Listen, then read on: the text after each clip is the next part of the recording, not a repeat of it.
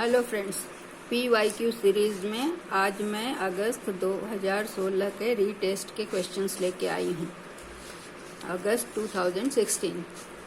पहला क्वेश्चन है, इन ए PhD thesis which one is the correct sequence for showing scheme of chapterisation. तो chapterisation में हम लोग जानते हैं कि सबसे पहले इंट्रोडक्शन होता है, फिर सर्वे या रिव्यू ऑफ रिलेटेड लिटरेचर होता है, उसके बाद डिजाइन ऑफ स्टडी लिखते हैं, फिर डेटा प्रेजेंटेशन करते हैं, उसका एनालाइज करते हैं, इंटरप्रिटेशन करते हैं, फॉर्मुलेशन करते हैं, फिर जनरलाइज करते हैं और कंक्लूजन निकाल कर फिर फर्दर रिसर्च के लिए सजेशन देकर रेफरेंस देते हैं। तो ये सारा कुछ सीक्वेंस में थर्ड नंबर पे है, सी में। ये इसे बहुत बड़ा है, इसको आप पढ़ेंगे तो एक एक करके पढ़ लेंगे सारे को और आंसर आएगा इसका। ए ये हुआ, बी हुआ जिसमें इंट्रोडक्शन के बाद डिज़ाइन ऑफ स्टडी है। पहला में सर्वे ऑफ रिलेटेड आर्टिकल है तो वो शुरू नहीं होता, इंट्रोडक्शन से शुरू होता है। इसमें बी में इंट्रोडक्शन है तो डिज़ाइन ऑफ स्टडी बाद में दिया है। और तीसरा में सही है इंट्रोडक्शन, उसके बाद रिव्यू ऑफ रिलेटेड लिटरेचर। तो इसका आंसर होगा सी। अगला क्वेश्चन है, which of the following is not the critical feature of qualitative research. Qualitative research का कौन सा क्रिटिकल फीचर नहीं है? तो पहला है कि actual settings are direct source of data. Data take the form of words और पिक्चर्स। तीसरा, seeking to establish relationship among measured social facts. Researcher becomes immersed in situation present or past related to the phenomena. तो ये सारे features हैं, लेकिन critical feature जो है qualitative research का, तो ये वाला नहीं है कि seeking to establish relationship among measured social facts के बीच में हम रिलेशनशिप एस्टैब्लिश नहीं करते हैं। तीसरा है, ए detailed description of methodology of research is required in. किस चीज में जरूरत पड़ती है मेथोडोलॉजी ऑफ रिसर्च की? तो थीसिस डिजर्टेशन जो होता है रिसर्च की तरह ही डिजर्टेशन होता है, कम पेज का होता है, कम डेटा में काम होता है। सिंपोजियम में क्या होता है कि किसी एक विषय पर एक्सपर्ट्स लोग अपनी राय देते हैं। वर्कशॉप में कुछ काम करना सिखाया जाता है, बनाना सिखाया जाता है और उसके बारे में बताया जाता है। सेमिनार में पेपर प्रेजेंटेशन होता है। कॉन्फ्रेंस में क्या होता है कि लार्ज ऑफिशियल्स मीटिंग होता है जो कई दिनों तक चलता है। तो यहाँ पर हमारा है कि मेथोडोलॉजी का डिस्क्रिप्शन थीसिस डिजर्टेशन में होता है, इसलिए इसका आंसर होगा ए। तीसरा अगला है, research ethics has direct connection more often with which stage of research. किस रिसर्च कि किस स्टेज पर एथिक्स की जरूरत होती है? तो डिफाइनिंग और डिलिमिटिंग द स्कोप ऑफ रिसर्च में हम क्या करते हैं कि डिलिमिट करते हैं कि कितना हम लोगों पर स्टडी करेंगे और कहाँ करेंगे और हमारे रिसर्च का क्या डेफिनेशन होगा। फिर है problem formulation and reporting of research finding. जहाँ पर हम रिसर्च फाइंडिंग करते हैं या प्रॉब्लम फॉर्मुलेशन करते हैं, वहाँ एथिक्स की ज़रूरत होती है, क्योंकि हम पिछले किसी का लेकर कॉपी करके कॉपी पेस्ट नहीं ना कर रहे हैं। यहाँ पर एथिक्स की ज़रूरत होती है। डिफाइनिंग द पॉपुलेशन, इसमें एथिक्स की ज़रूरत नहीं होती है कि कौन सा हम सैम्पलिंग टेक्निक लगा रहे हैं या कौन सा स्टैटिस्टिकल टेक्निक लगा रहे हैं। तो इसका आंसर होगा बी। अगला क्वेश्चन है, internal and external factors that affect message reception by student in the classroom are। कौन सा इंटरनल या एक्सटर्नल फैक्टर है जो कि मैसेज रिसेप्शन, स्टूडेंट का जो मैसेज रिसेप्शन होता है टीचर के द्वारा, उसको डिस्टर्ब करता है? तो वो क्या है, अफेक्ट करता है। तो ये है फीडबैक नहीं, फ्रेगमेंटेशन नहीं, चैनलाइजेशन भी नहीं, बल्कि नॉइज, बाहर या अंदर का नॉइज स्टूडेंट का मैसेज रिसेप्शन को डिस्टर्ब करता है। A teacher in a classroom has immediate control over. Teacher का किस चीज पर इमीडिएट कंट्रोल होता है? The self selected method of communication and message. यही इसका आंसर होगा, क्योंकि टीचर अपने ऊपर अपने कम्युनिकेशन के मेथड्स पर और मैसेज पर कंट्रोल करता है। वो और मतलब इमीडिएट कंट्रोल उसका उस पर होता है। उसके बाद वो ये ऑडियंस नॉइज या रिसेप्शन को करता है। The feedback technology and audience experience ये और the communication channel other communicators and external factors. तो टीचर जो है इमीडिएट अपने को और अपने मेथड्स ऑफ कम्युनिकेशन और मैसेज को ही कंट्रोल करता है। अगला है what do communicated words carry in a classroom situation। एक क्लासरूम सिचुएशन में जो वर्ड कम्युनिकेट किया जाता है वो क्या कैरी करता है। तो क्लास में टीचर ही कम्युनिकेट करता है, तो उसमें इंस्पिरेशन, कंट्रोवर्सी और इंट्रोस्पेक्शन। इंस्पिरेशन मतलब होता है प्रेरणा, कंट्रोवर्सी मतलब होता है विवाद और इंट्रोस्पेक्शन में मतलब होता है आत्मनिरीक्षण। डाइवर्जन मतलब होता है कि ध्यान भटकना, क्रिटिसिज्म आलोचना एंड इरेशनलिटी होता है अविवेकपूर्ण व्यवहार। इंसिपिडिटी का मतलब होता है नॉट किसी भी चीज के प्रति स्ट्रॉन्ग विचार नहीं होना। इरेशनलिटी अविवेकपूर्ण व्यवहार और नन ऑफ एक्सेप्टेंस। तो कम्युनिकेटेड वर्ड्स जो होते हैं क्लास में जो टीचर के द्वारा कम्युनिकेट किए जाते हैं वो क्या कैरी करते हैं, पावर, स्ट्रक्चर एंड ट्रेडिशन। तो इसका आंसर होगा ये। As a good classroom communicator you are suppose to know your, क्या जानना होता है, ऑडियंस का इमोशन नहीं। आप क्लासरूम में पढ़ाने जा रहे हैं तो इमोशंस नहीं। साइलेंट क्यूज का मतलब है आपका नॉन वर्बल जो भी जेस्चर है या जो आपका मतलब कम्युनिकेशन जो आप करते हैं, किस तरह से आप एक्सप्रेशन है, कैसे हाथ का मूवमेंट है, आंख का मूवमेंट, ये नहीं, बल्कि ये आर्टफुल पॉज होता है कि कहाँ रुकना है, कहाँ बोलना है, कहाँ सोचना है। ये चीज़ एक गुड क्लास रूम कम्युनिकेटर को जानना जरूरी होता है। इसका आंसर होगा आर्टफुल पॉज। अगला क्वेश्चन है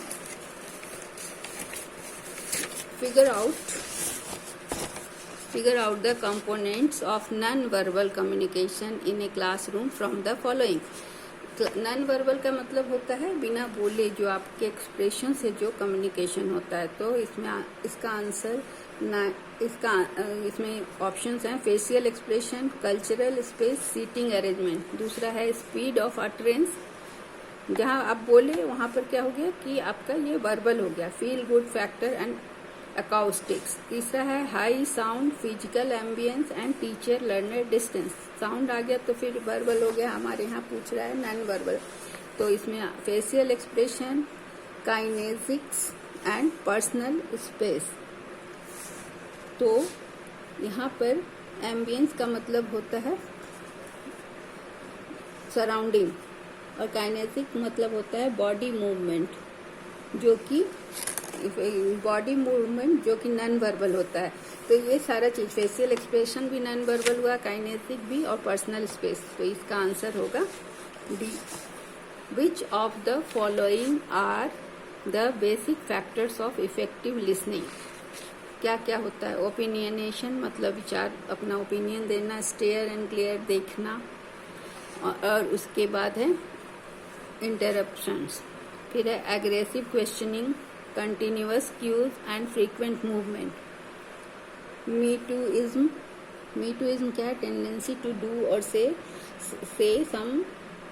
same as somebody else. Me tooism जैसा किसी और ने कहा वैसा मुझे भी कहना है। ग्लैंसिंग साइडवेज अगल बगल देखना एंड ऑफरिंग एडवाइस देना। डी है acknowledgement of thought, reflection and asking open ended questions. Open ended questions वैसे क्वेश्चंस होते हैं जिसमें कुछ भी आंसर दिया जा सकता है। तो इसका आंसर होगा acknowledgement of thought, reflection and asking open ended questions. Question क्या है, which of the following are basic factors of effective listening. Listening में क्या है, एक्नॉलेज करना थॉट को। आप अगर ध्यान से सुन रहे हैं तभी किसी के थॉट को आप एक्नॉलेज करेंगे या फिर रिफ्लेक्ट करेंगे और फिर क्वेश्चंस भी पूछेंगे। तो इसका आंसर होगा ये। The software use to navigate through web is known as. जब भी हम वेब के थ्रू नेविगेट करते हैं तो हम किस चीज से नेविगेट करते हैं, वेब ब्राउजर से। अगला क्वेश्चन है, with regard to email what does BCC mean. BCC का मतलब क्या होता है?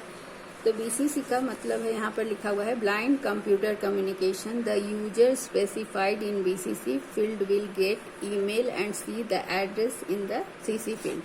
दूसरा है blind carbon copy. The user specified in BCC field will get the email and see the address in to and the CC fields.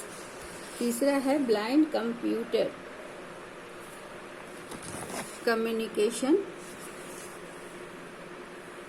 Users specific in BCC field will get the email but it will be an audio. जो blind लोग को भेजा जाता है audio होगा, क्योंकि वो पढ़ नहीं सकते हैं। और अगला है blind carbon copy. Users specified in BCC field will get the email but it will not see the address in the to. तो इसका आंसर होगा blind carbon copy. Way of sending copies to email, जो BCC होता है कि जिसके जरिए way of sending copies to email to the other people. It is called blind because other recipients are not able to see कि किसने भेजा है और किसने भेजा है ईमेल को, इसलिए इसका आंसर होगा बी। रैंडम एक्सेस मेमोरी, जिसको रैम भी कहते हैं, is a form of computer storage. It is a, वो कैसा मेमोरी होता है? तो नॉन वॉलेटाइल का मतलब क्या होता है? नॉन वॉलेटाइल का मतलब होता है कि डेटा को तभी वो रिटेन करके रखता है जब वहाँ पावर ब्रेक हो जाता है, लाइट नहीं होती है, तब भी एनर्जी पावर सप्लाई ब्रेक हो जाता है। वॉलेटाइल का मतलब है कि यहाँ पावर होना जरूरी है, ये पावर मेंटेन करने के लिए डेटा को यहाँ पावर की जरूरत है। तो रैम में बिना पावर के काम नहीं होता, इसलिए ये वॉलेटाइल है। अगला है the purpose of formative evaluation is to. क्या है संरचनात्मक मूल्यांकन का उद्देश्य? Grade students learning outcomes, accelerate students learning performance, check students performance graph, provide feedback to teacher, effectiveness. तो फॉर्मेटिव इवैल्यूएशन क्या होता है, जिसे हम वीकली टेस्ट, यूनिट टेस्ट ये सब कहते हैं। तो इसमें क्या होता है, स्टूडेंट के हम लर्निंग परफॉर्मेंस को बढ़ाने के लिए ये किया जाता है। तो इसका आंसर होगा बी। अगला क्वेश्चन है,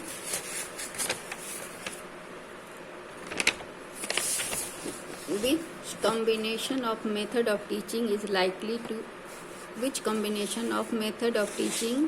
likely to optimize learning? इसमें से कौन सा टीचिंग मेथड लर्निंग को ऑप्टिमाइज करता है?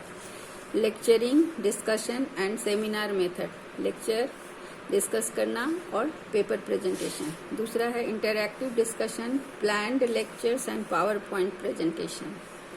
इंटरैक्टिव में हुआ कि क्वेश्चन आंसर, प्लान में लेक्चर और पावर पॉइंट प्रेजेंटेशन। तीसरा है interactive lecture session followed by buzz session, brainstorming and projects. तो बज सेशन क्या होता है, जिसमें कि पार्टिसिपेटिव सेशन होता है। इंटरैक्टिव में तो हुआ लेक्चर सेशन, टीचर और स्टूडेंट इंटरैक्ट किए वहाँ। उसके बाद बज सेशन हुआ जिसमें कि पार्टिसिपेटिव सेशन है, जिसमें कि डिस्कशन को स्टिमुलेट किया जाता है। ब्रेन स्टॉर्मिंग क्या होता है, उसमें एक प्रॉब्लम थ्रो किया जाता है और सारे लोग अपने अपने हिसाब से उसका सॉल्यूशन देते हैं और उससे जो अच्छा निकलता है। फिर प्रोजेक्ट में स्टूडेंट्स को प्रोजेक्ट्स में खुद से करना होता है, तो लर्निंग बाय डूइंग। तो ये इसमें बहुत सारा चीज़ है जो कि सब इफेक्टिव टीचिंग के लिए लर्निंग को ऑप्टिमाइज करता है। इसलिए इसका lecturing, demonstration and PowerPoint presentation, इसका आंसर होगा सी, क्योंकि इसमें स्टूडेंट और का पार्टिसिपेशन बहुत ज़्यादा है। टीचर और स्टूडेंट का इंटरेक्शन है। उसके बाद बज सेशन है जिसमें कि पार्टिसिपेट करना होता है डिस्कशन को स्टिमुलेट करने के लिए। फिर ब्रेन स्टॉर्मिंग में स्टूडेंट्स को सोचने का मौका दिया जाता है, किसी प्रॉब्लम का सॉल्यूशन ढूंढते। फिर प्रोजेक्ट्स में वे खुद से काम करते हैं। अगला क्वेश्चन है जिसमें कि 2 सेंटेंस दिया गया है, एक असर्शन है, दूसरा उसका रीजन है। तो असर्शन क्या है कि teaching aids have to be considered as an effective supplement to instruction. इसका रीजन है क्योंकि वो स्टूडेंट्स को अच्छे हंसी में और खुश रखते हैं। तो इसमें से करेक्ट आंसर चुनना है। तो पहला ऑप्शन है कि ए और आर दोनों ठीक है, सही है, और आर जो है सो ए का सही एक्सप्लेनेशन है। क्या ये सही एक्सप्लेनेशन है? नहीं। Both A and R true, दोनों अपनी अपनी जगह पर सही है, but R is not the correct explanation of A. ये सही लग रहा है यहाँ पे। A is true, R is false. नहीं, A is false, R is. इसका आंसर होगा बी, जिसमें कि ए और आर दोनों सही है, लेकिन आर जो है सो ए का करेक्ट एक्सप्लेनेशन नहीं। अगला क्वेश्चन है, which of the following factors affect teaching. इसमें से कौन सा फैक्टर टीचिंग को अफेक्ट करता है? Teachers internal locus of control, दूसरा है लर्नर मोटिवेशन, तीसरा है टीचर्स बायोग्राफिकल डेटा, इससे कोई मतलब नहीं होता है। टीचर्स सेल्फ एफिकेसी, ये जरूरी है। सेल्फ एफिकेसी में होता है कि टीचर का बिलीफ कि उसमें अपने कैपेसिटी पे बिलीफ होना टीचर का। सेल्फ एफिकेसी का मतलब होगा टीचर को अपने कैपेसिटी पर, पढ़ाने के कैपेसिटी पर बिलीफ होना। लर्नर्स इंटरेस्ट इन को करिकुलर एक्टिविटीज, और teachers skill in managing and monitoring, ये भी है। Teachers knowledge of the subject including general knowledge, ये भी है। तो इस किस किस को लिए? Teachers internal locus of control, दूसरा लर्नर मोटिवेशन, तीसरा नहीं लिया हमने, चौथा लिया कि टीचर को अपने बारे में, अपने कैपेसिटी का बिलीव, फिर पांचवा लिया हमने लर्नर्स इंटरेस्ट, पांचवा नहीं लिया teachers skill in managing and monitoring the class and students होगा teachers knowledge of the subject. तो इसका आंसर होगा ये कोड ए। अब इसका है, which of the statement are correct about the distance education in India. Distance education जो है वो स्टूडेंट्स जो पढ़ नहीं पाते हैं, क्लासरूम रेगुलर क्लास नहीं कर पाते, वो डिस्टेंस एजुकेशन से शिक्षा ग्रहण कर सकते हैं, किसी भी एज में कर सकते हैं और अपने घर से कर सकते हैं। तो इसका पहला है कि इट सप्लीमेंट्स फॉर्मल एजुकेशन, दूसरा it reduces cost of education, तीसरा इट रिप्लेसेस फॉर्मल एजुकेशन, चौथा it enhances access to education. तो इसका आंसर है it reduces cost of education, सब फॉर्मल एजुकेशन को सप्लीमेंट नहीं करता। इट रिप्लेसेस फॉर्मल एजुकेशन, ये भी गलत है। It enhances access to education. तो इसका आंसर होगा सी, बी एंड सी जिसमें है। Thank you.